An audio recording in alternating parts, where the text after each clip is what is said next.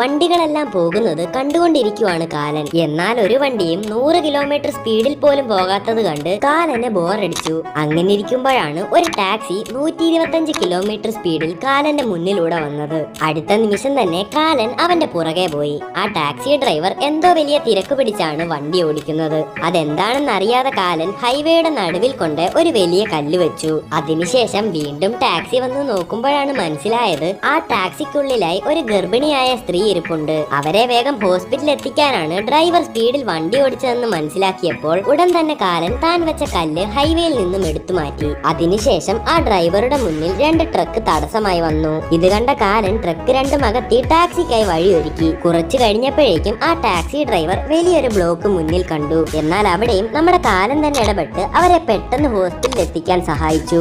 ഇത്രയും നല്ല മനസ്സുള്ള കാലനെ ഇഷ്ടപ്പെട്ടെങ്കിൽ ഈ ചാനൽ സബ്സ്ക്രൈബ് ചെയ്യാൻ മറക്കല്ലേ.